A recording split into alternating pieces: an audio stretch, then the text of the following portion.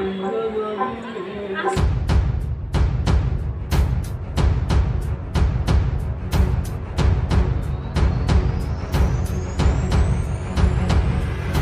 Morning, স্বাগতম জনাইছোঁ আপোনালোকক মোৰ চেনেললৈ আন এটা ভিডিঅ'ৰ কাৰণে।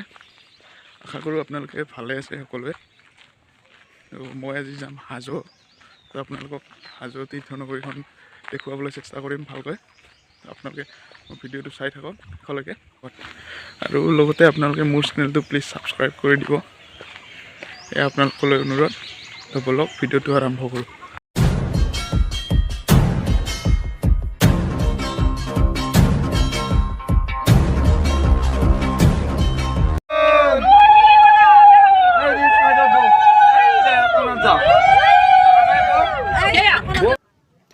ফাইনেলি আমি আহি পালোঁ হাজো তীৰ্থনগৰী, আৰু আমি আহিলোঁ মাধৱ মন্দিৰৰ সন্মুখত থকা পুখুৰীটোলৈ।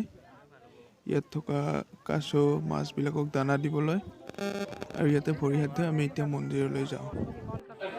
আৰু এইটোৱে হ'ল সেইটো ৰাস্তা যোনটো ৰাস্তাৰে মাধৱ মন্দিৰৰ ওপৰলৈ যাব পাৰে। আপোনালোকে আহিলে এইটো ৰাস্তাৰে যাব লাগিব। তো বলক মোৰ লগত, মোৰ পিছে পিছে আহি থাকক আপোনালোকেও ধুনীয়াকৈ। তো মই আছোঁ এতিয়া হয়গ্ৰীৱ মাধৱ মন্দিৰত। বহুত ওখ হয়, যাই আছোঁ খোজকাঢ়ি, বহুত ভাগৰ লাগছে। একচুৱেলি হাজোত মাধৱ মন্দিৰ, কেদাৰ মন্দিৰ, কামেশ্বৰ মন্দিৰ, কমলেশ্বৰ মন্দিৰ আৰু গণেশ মন্দিৰ, এই 5টা ধৰণৰ মন্দিৰ আছে, আৰু সেইকাৰণে ইয়াক পঞ্চতীৰ্থ বুলি কোৱা হয়। তো বন্ধুসকল, কথাটো হ'ল এই মন্দিৰটো প্ৰায় গুৱাহাটীৰ পৰা 25 কিলোমিটাৰমান দূৰত অৱস্থিত, আৰু এই মন্দিৰটো মণিকোট শিলৰ ওপৰত আছে। এই শিলটোক মণিকোট শিল এইকাৰণে কোৱা হয় যে ইয়াতে বহু বছৰ আগতে ঋষি মুনিসকলে তপস্যা কৰিছিল, সেইকাৰণে ইয়াৰ নাম মণিকোট শিল দিছিল। আৰু এই মন্দিৰটো হিন্দু আৰু বৌদ্ধৰ মিলনভূমি বুলিও জনা যায়। আৰু এই মন্দিৰটো প্ৰায় 3500 বছৰ পুৰণি, আৰু এই মন্দিৰটো কোচ ৰজা ৰঘুদেৱ নৰনাৰায়ণে পুনৰ নিৰ্মাণ কৰিছিল বুলি মই জানো, যিখিনি জানো। এইখিনিতে আৰু এটা কথা কওঁ আপোনালোকক, যে বৌদ্ধিষ্টসকলৰ মতে এই মন্দিৰটো প্ৰায় 6ষ্ঠ শতিকাত আৰম্ভ হৈছিল।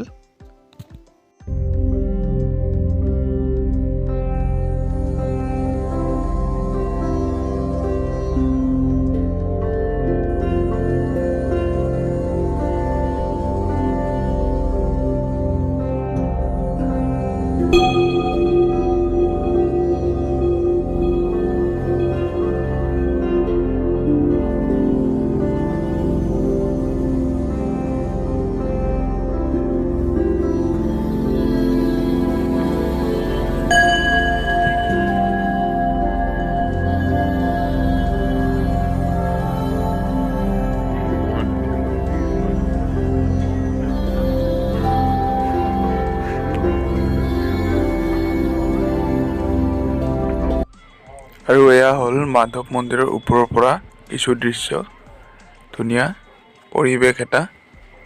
বৰ্তমান আমাৰ মাধৱ মন্দিৰ চোৱা হৈ গ'ল, এতিয়া আমি কেদাৰ মন্দিৰৰ ফালে ৰাওনা হ'ম।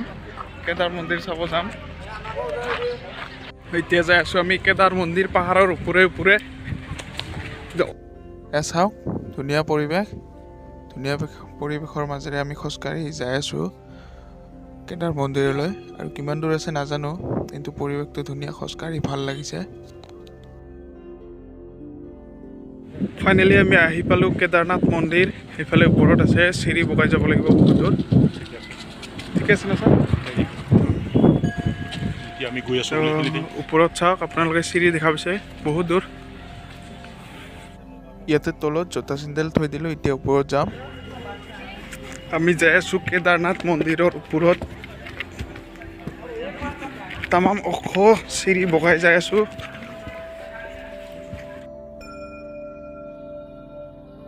তো এয়াই হ'ল কেদাৰ মন্দিৰ।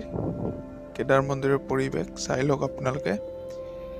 এই মন্দিৰটো একচুৱেলি মদনাচল পাহাৰত অৱস্থিত।